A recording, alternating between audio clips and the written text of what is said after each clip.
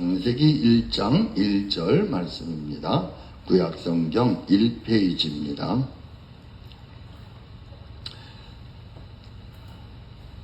태초에 하나님이 천지를 창조하시니라. 아멘. 오늘은요,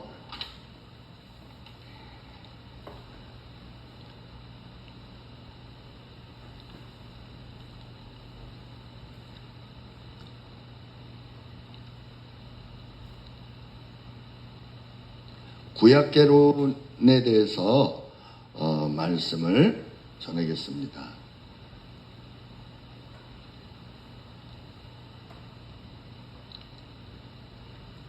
타나크라고 하는데요, 구약은 총 39권이 있습니다.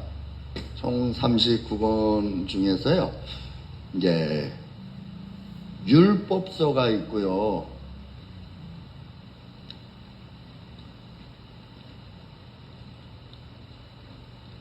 율법서는 창세기, 출애굽기, 레위기, 민수기, 신명기까지 있고요. 그 다음에는 역사서가 있습니다. 역사서.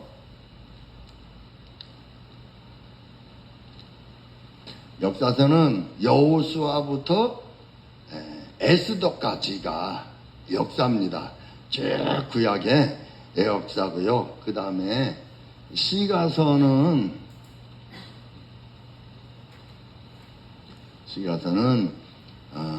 욥기서부터 이제 시편, 잠언, 전도서까지 이렇게 시가서가 있고요. 그 다음에 선지서가 있습니다.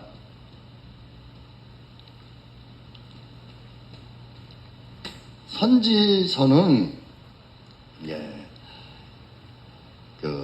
어디서부터 했는데 에스겔, 이사야서부터 또 말라기까지 선지서인데 대선지서와 소선지서로 나눕니다. 이 대선지서, 소선지서는 그 선지자의 영향력 이것이 아니라 페이지 수가 많아서, 에스겔까지는 대선지서 페이지 수가 많아서, 다니엘부터 말라기까지는 페이지 수가 적어서 소선지서, 이렇게 그래서 이 네 가지로 나눠지는데, 특별히 구약의 성경 구약과 신구약이 다 들어있는 데가 있습니다. 그것은 바로 이사야서예요. 그래서 특별히 그 이사야서에서 가장 복음은 이사야서 53장. 이사야서 53장. 그는 우리의 질고를 지고 또 우리는 다 양 같아서 그릇 행하여 각기 제 길로 갔거늘 여호와께서 우리 무리의 죄악을 다 그에게 담당시키셨도다. 안타까운 것은 유대인들이 이사야 53장을 뜯어버렸어요. 그리고 이사야 예수님에 대한 것만 이해하기 쉽게 나온 것은 뜯어버리고 그들이 성경을 상고하고 있단 말이죠. 특별히 이제 이 율법을 토라라고도 합니다. 토라. 아마 좀 들어보신 기억이 있으실 겁니다. 그런데 이제 여기서 이제 구약 성경을 쭉 8단계로 나누어서 부분을 말씀을 했던데요. 이 첫째는 창조 시대가 있습니다.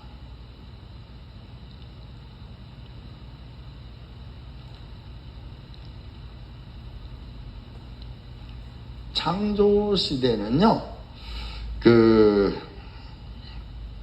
천지를 창조한 그 다음에 시작하는 거, 인류의 시작, 자연계의 시작, 죄의 시작, 가정의 시작, 사람의 시작, 또 구속의 시작이 다 창세기 안에 있습니다. 특별히요, 하나님이 아담과 하와가 이 땅에 와서요, 살인 사건이 일어나는 장면이 가인을 낳고요. 또 다음에 둘째 아들로 아벨을 낳는데요. 가인이 아벨의 제사를 하나님이 받으셨다는 것 때문에 이 시기가 죄거든요. 시기가 죄라 이 죄를 가지고 아벨을 죽이게 돼요. 그래서 하나님이 다시 셋째라 해서 셋을 낳아요. 그래서 이 이름을 셋이라고 하는데요. 이 셋을 통해서 이제 아들들이 나오고 노아까지 이르게 되는데, 노아가 셈과 함과 야벳을 낳습니다. 셈, 함, 야벳을 낳는데, 이제 노아 홍수 후 600년에 노아가 600년에 홍수가 일어나서요. 이제 그 후에 이 셈 족속이 계보를 이어나가서 아르박삿이라는 사람을 통해서 바벨탑을 쌓게 되고, 바벨탑을 쌓을 때 하나님이 그것을 보러 내려가셨다가 안 되겠구나, 또 심판을 받을 것 같구나. 그래서 언어를 혼잡케 해요. 그러니까 이들이 언어가 틀리니까 서로 알아듣지 못해서 바벨탑 쌓던 일이요 그치게 되고, 하나님이 온 지면의 족속별로 흐트러지게 합니다. 이 흐트러지는 그 족속들을 보면서 하나님은 한 사람을 기억을 하게 돼요. 그게 이제 아브라함이죠. 그래서 창세기 11장까지와 또 12장 아브라함부터 이제 예수 그리스도를 아브라함을 통해 약속을 하면서 이 성경을 중간을 나누라면 구약과 신약으로 우리는 나누지만 문맥상으로 나눈다면요, 창세기 11장과 창세기 12장부터 신약까지 이렇게 문단을 나눌 수가 있는 거예요. 왜 그러냐면 아브라함 때부터 예수님을 약속을 했거든요. 물론 구약에도 아담과 하와가 선악과를 따먹었을 때 가죽옷을 입히심으로 이 애매한 죄 없는 양이 죽어야만 했는, 그래서 그들의 수치를 가리는, 이것도 예수 그리스도의 구속을 말해주는 것이고요. 또한 창세기 3장 15절에 여자의 후손은 뱀의 후손의 머리를 상하게 하고, 뱀의 후손은 여자의 후손의 발 뒤꿈치를 상하게 하는, 그 뒤꿈치는 십자가의 육신의 죽음과, 머리가 상하게 되는 것은 모든 사단 마귀의 권세가 박살이 나는, 그래서 사단 마귀의 포로가 됐던 영혼들을 다 내어놓고 지옥의 사망으로 멸망할 수밖에 없는 사단의 멸망을 말해주는 것입니다. 그래서 이렇게 우리가 신구약을 나눌 수가 있는데요.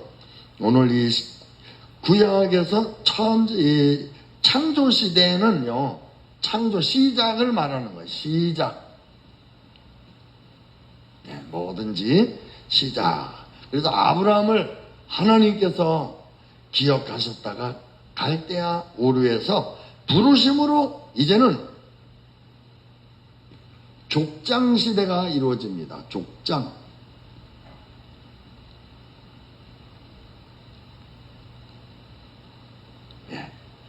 족장 시대가 이루어지는데요.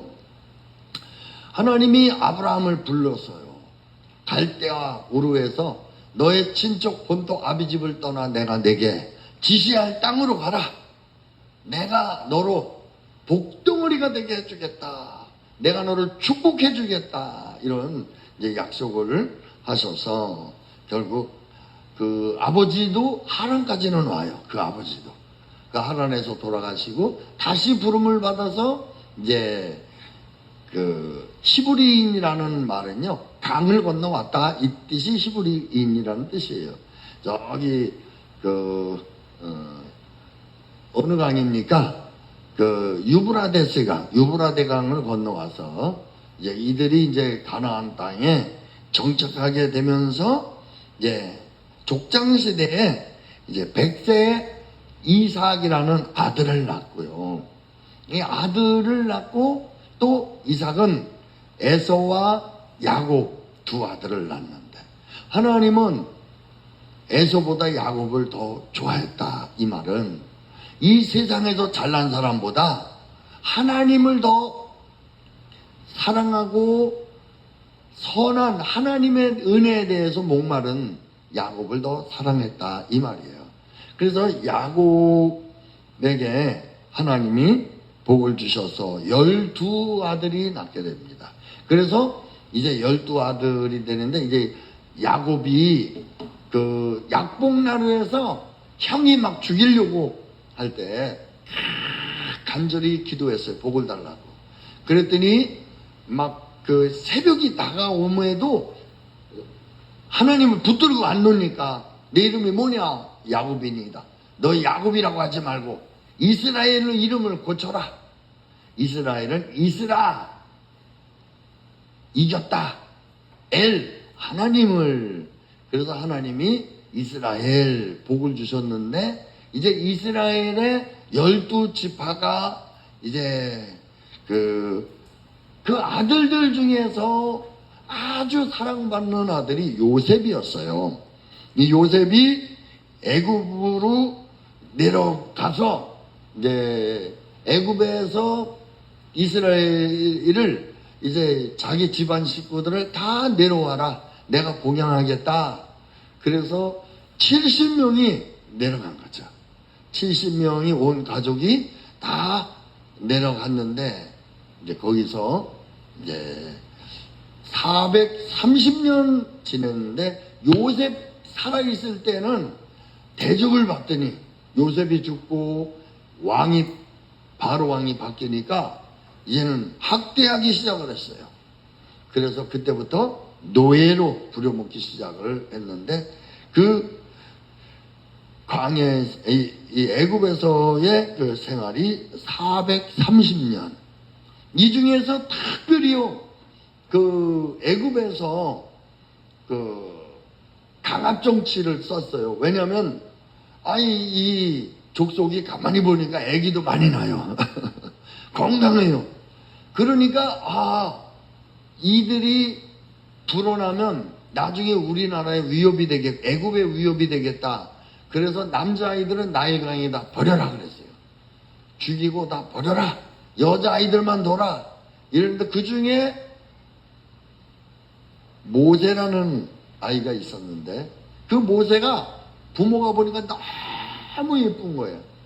그래서 어느 정도 키우다가요 안 되겠다 싶으니까 그냥 나일강에 방주를 만들어서 띄웠더니 그 공주가 키우게 되고 그 공주가 키우다가 이제 40세가 되어서 그 어머니를 유모로 삼았기 때문에 그 유모로 그 어릴 때 갓난아기 때 그 신앙교육을 시킨 거예요.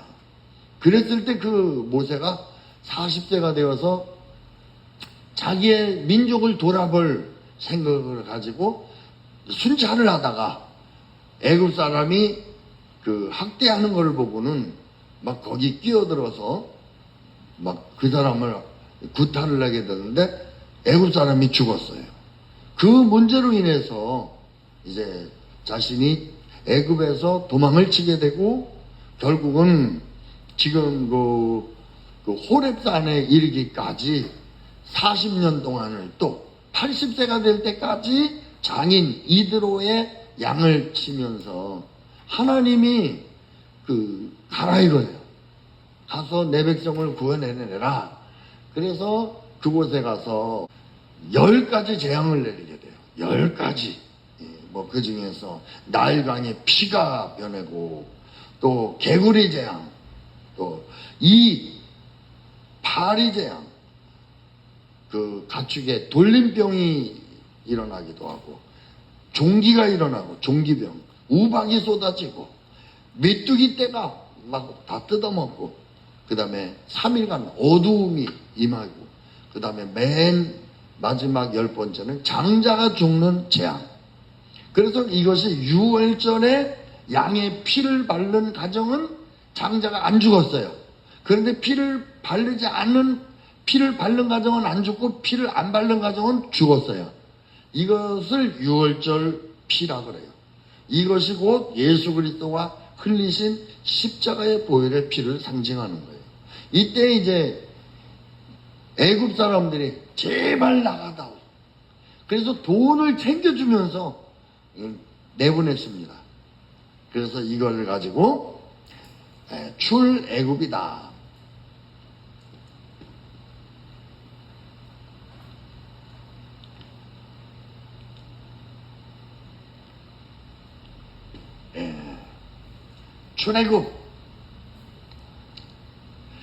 출애굽을 한 다음에 홍해를 건넜습니다.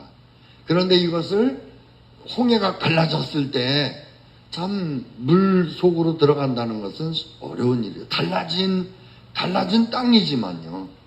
그렇지만 이 이스라엘 백성들은 이미 나는 하나님께 맡겼다, 죽었다, 이런 마음을 가지고 물이 있는 길로 들어간 거예요. 이때 이제 죽었다 하는 마음과 또 홍해에서 나오는 걸 가지고 새로운 인생을 사는 것, 이걸 가지고 바울은 침례다라고 말하고 있습니다. 침례. 그래서 로마서 7장에 보면 침례에 대해서 내가 예수님과 함께 죽고 예수님과 함께 내 죽은 생명이 살아난 생명, 이것을 하나님에 대해서 산 생명, 나에 대해서 죽는 것, 이게 침례라는 거예요. 오늘 이것이 우리에게 복음인 것입니다. 아멘. 그런데 이것을 바로가 이 마병과 함께 시험하다가 거기에 몰사해서 다 죽었습니다. 시험하다가 다 죽은 거예요. 그리고 이제 광야에서 40년을 지내면서 40년 광야에서 훈련이 시작이 된 거예요. 낮에는 구름 기둥, 밤에는 따뜻하게 불 기둥이, 그리고 새벽마다 만나를 이렇게 먹을 수 있도록. 그래서 그들이 이 광야에서 훈련은요, 나만 믿어라 이 말이에요. 100% 나만 믿어라.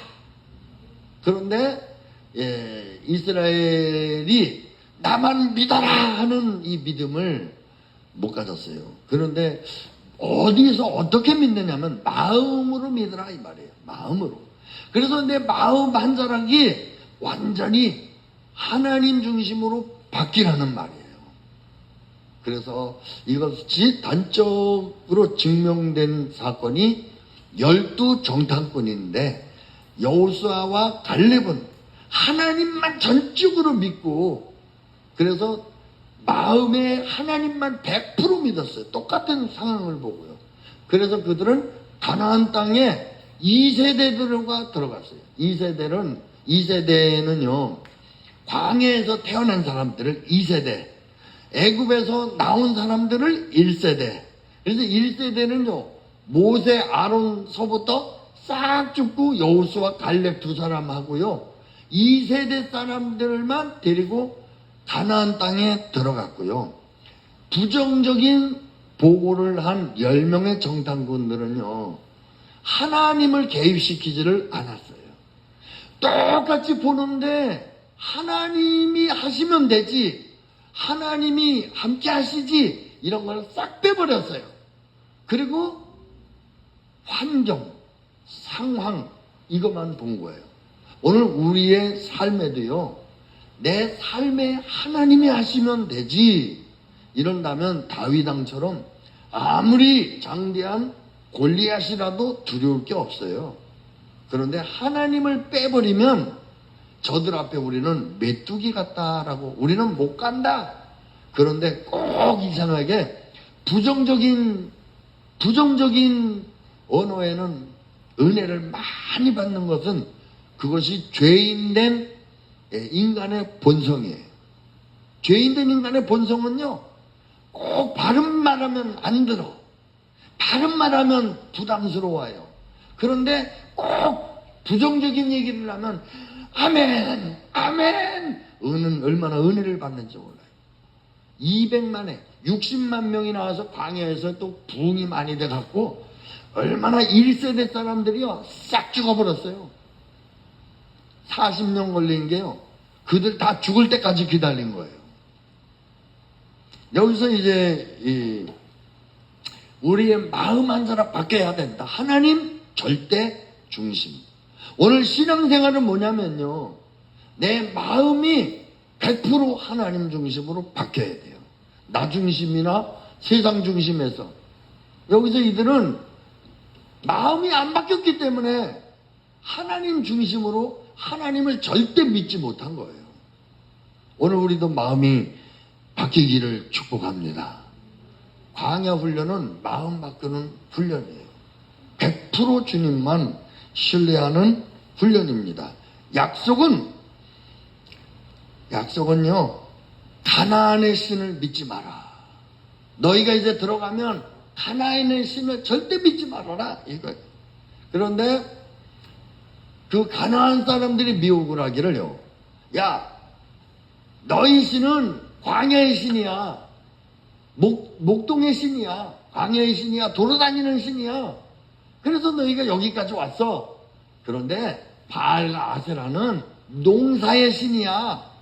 그러니까 농사를 지려면 농사의 신을 믿어야 돼. 이러니까 사람들이요, 미혹이 돼서 이제 가나안 땅에 들어가서 농사를 지으니까 신을 바꿔야 되겠구나. 그래서 그들이 또다시 이제 타락의 길로 들어서는, 정착된 후에 타락의 길로 들어서는 것, 바로 이제 그것이 사사 시대. 할렐루야, 할렐루야. 사사 시대. 사사 시대는요, 왕이 없으므로 백성이 자기 소견에 옳은 대로 행하였더라. 그게 죄예요. 자기 소견, 내 마음이야, 내 마음대로 사는 것이 백성들에게 타락입니다. 그래서 살인사건도요, 토막살인사건도 나고 동성애도 나오고, 여기 온갖 죄가 다 이 사사기 때 드러나기 시작을 합니다. 자기 소견에 옳은 대로 산 죄가. 백성에게 하나님이 왕이 없으므로, 물론 육신의 인간의 왕이 없었어요.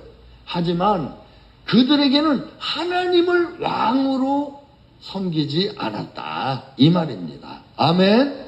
오늘 우리는요, 하나님을 왕으로 믿고 살아야 돼요. 우리에겐 왕이 있습니다. 하나님이 우리의 왕입니다. 그런데 이 사사기 동안에요, 사사기에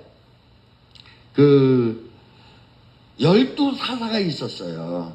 운니엘, 에훗, 삼갈, 드보라, 기드온, 둘라, 야일, 입다, 입산, 엘론, 압돈, 삼손.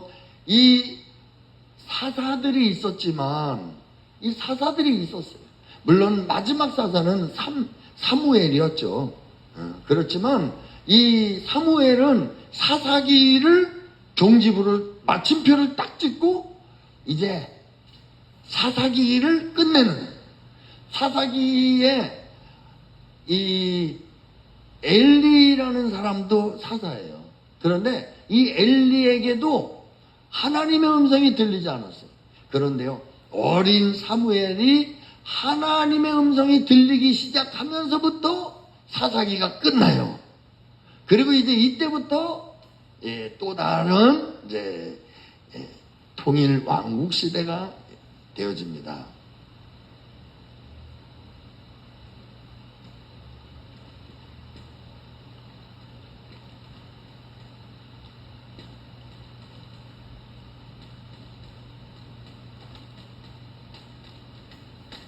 통일 왕국 시대. 왜 그러냐면 사무엘이 에, 하나님의 음성을 들으면서 이제 백성들이 그 자기 소견에 오른 대로 행했던, 그래서 온갖 죄가 만연했던 사사기의 암흑이 거치고 하나님의 빛이 비춰지는데요. 빛이 비춰지는데 이들이 정말 하나님 앞에 회개 운동으로 돌아왔어요. 그런데 사무엘의 아들이 좀 불량 아들이에요. 이러니까 백성들이요, 우리에게 왕을 달라고 애원했습니다. 막 너무 왕을 달라고 막 애원을 하니까 하나님이 저들 말대로 왕을 주겠다고 해라. 그래서 여기에 이제 사울 왕과 다윗 왕과 솔로몬,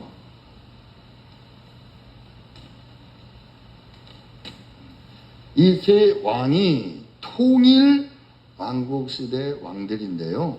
이 사울 왕은 정치도 좋고 인물도 좋아요. 잘못한 것도 없어요.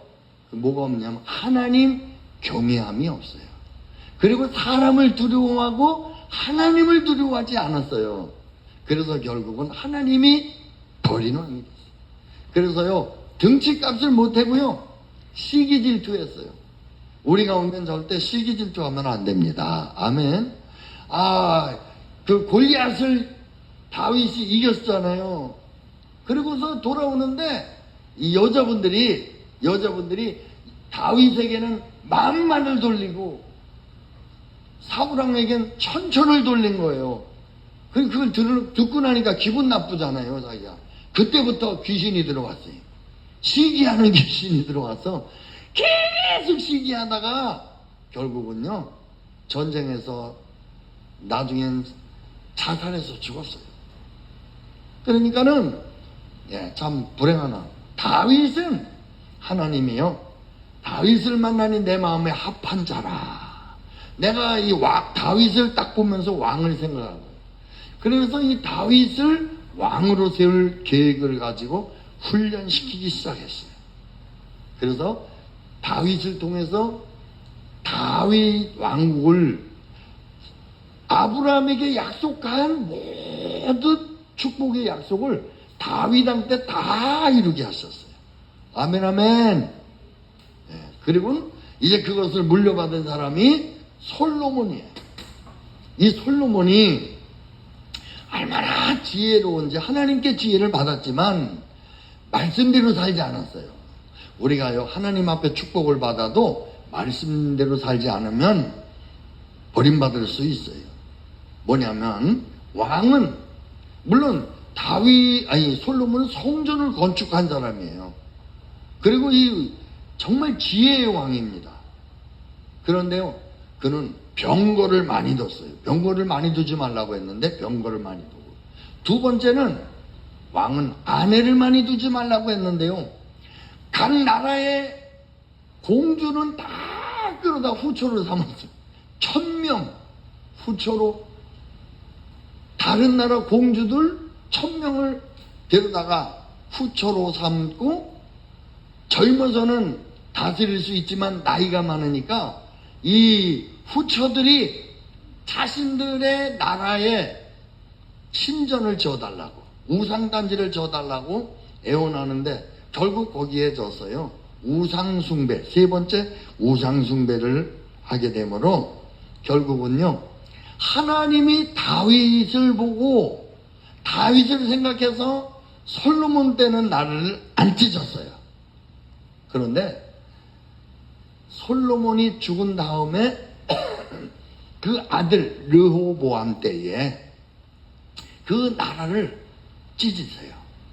그것도요, 12지파가 있는데 10지파 반, 베냐민 지파는 반반씩이요, 유다 지파만 한 지파, 그리고 베냐민 지파는 유다 지파 가운데 동그라미처럼 우물처럼 있어요. 그러니까 반은 베냐민 사람들이, 반은 그냥 가고, 그래서 10지파 반이다. 그리고 한 지파 반만 남아서 유대 나라와 예루살렘, 이스라엘 나라, 이렇게 이제 그 여로보암이라는 야당의 그 지도자가 솔로몬 때는 외국으로 피해 있다가 솔로몬이 죽었다 하는 소리를 듣고 나와가지고는 그냥 막 르호보암한테 강압정치를 하지 말아라 하려고 찾아왔는데, 르호보암이 그 부친의 친구들의 말도 듣고 자신의 친구들의 말도 들었는데, 그 자신의 친구들의 말은 내 아버지가 손가락만큼 했다면 나는 허리만큼 더 강압정치를 할 것이다 라고 엄포를 놔서 이 사람들이 뚜껑이 열리고 뒤집어졌어. 그래서 소란을 피우고 온 사람들을 미혹시켜서 유다 지파만 빼놓고 다 끌고 나갔어. 그래서 11지파, 베냐민 지파는 반 갔다 그랬죠. 11지파가 이스라엘이라는 여로보암으로 나라를 이루고 북쪽 나라와 유다 지파만 남는, 베냐민 지파는 이제 반 조금 남고, 그래서 유다 지파가 유대 나라가 되는, 그래서 이때부터 분열 왕국이 시작된 거예요.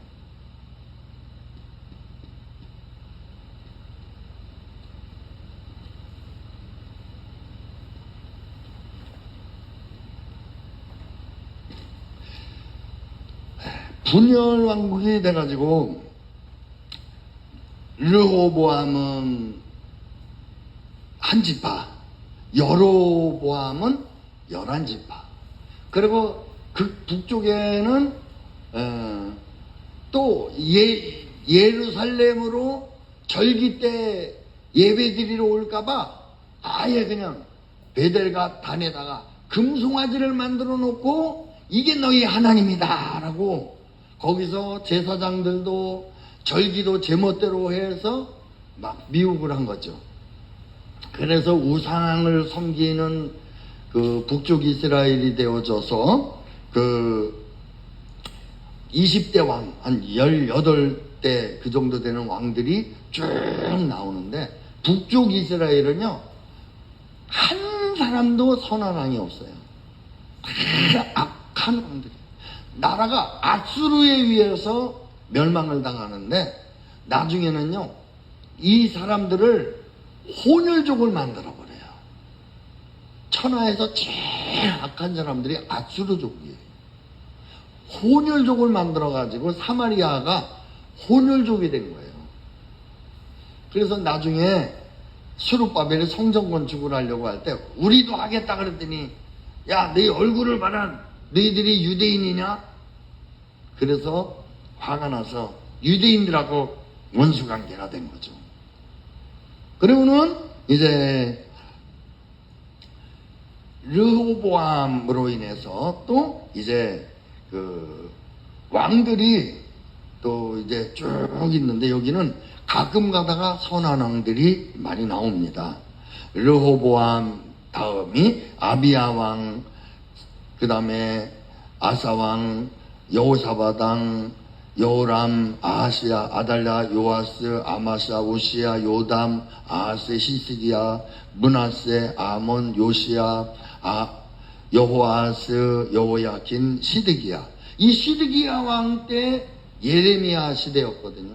그런데 이 시드기야가 하나님 말을 그렇게 안 듣고 사람만 두려워해서 친애굽주의 정책을 피우고 반 바벨론주의를 피다가 결국은 바벨론에 의해서 멸망당하고 이제 분열 왕국 시대에 종지부를 찍게 됩니다.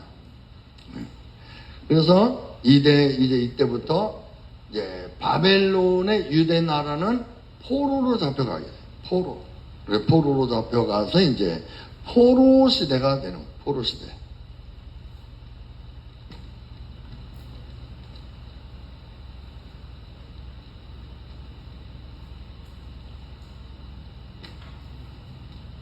이 포로 시대에 그 바벨론에서 끌려간 사람들이 회개운동이 일어나요. 회개운동이 일어나서 그 에스겔 같은 분은요 정말 노예 생활을 하면서 자기가 제사장이라고, 그래서 낮에는 노예 생활로 노역을 하고 밤에는 자기 집에 모여서 기도를 해요. 그냥 기도하면서 하나님이 그를 바벨론에 데리고 가서 왜 망했는지, 나라가 망할 수밖에 없는지를 에스겔서를 통해서 보여주는 거예요. 그리고 이제 다니엘을 통해서 바로 이 나라 세상 왕이 바로 바벨론 왕, 메데 바사 왕, 그 다음엔 알렉산더, 그 다음엔 로마 왕, 다음에 이제 신흥 로마, 막 이런 것으로 인해서 발가락 우상이 있는데 뜨인 돌에 나타나서 그 세상을 무너뜨리고 이제 이 돌의 나라가 되는, 바로 예수 그리스도의 왕국이 되어지는 이런 것을, 이제 이 세상이 망하고 이제 하나님의 나라, 하나님의 아들의 나라가 이루어지는 것을 다니엘을 통해서 바벨론에서 이제 이렇게 가르쳐 주는, 이래서 이 포로 시대에 느부갓네살의 아들 때 바로 이제 고레스라는 분에게 바사왕, 메데 바사왕인 고레스가 그 바벨론을 점령시켜서 바벨론 사람들이 큰 소리치고 유대인들을 학대하던, 주인 노릇하고 학대하던 그들이요 반대가 되어버렸어요.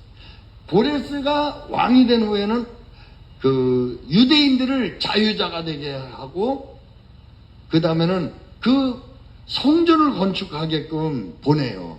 자재서부터 모든 권력을. 그때 스룹바벨이라는 사람을 총독으로 삼아서요 1차, 2차, 3차로 보내서 성전을 건축하게 하고, 느헤미야는 이제 그 아들 때, 그 다음 왕 때 느헤미야가 성벽 공사를 하게 되고요. 그래서 결국은 바벨론 사람들은 그 메대 왕의 바사 왕의 노예가 돼요. 도리어 노예가 돼서 완전히 바뀌어지는 이런 일이 있었고요. 이걸 가지고 이제 포로 시대, 그리고 이제 이런 시대를 지나서 이제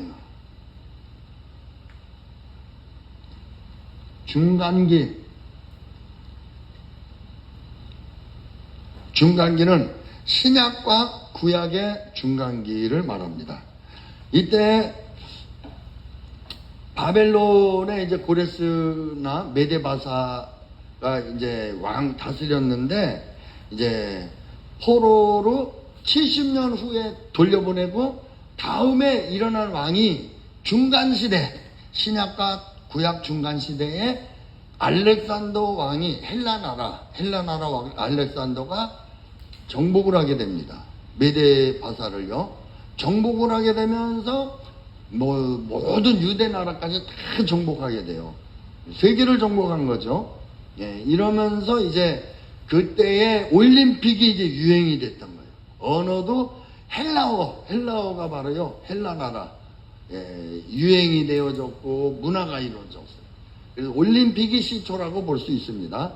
그런데 이제 이 알렉산더가 정복하는 걸 너무 좋아했어요.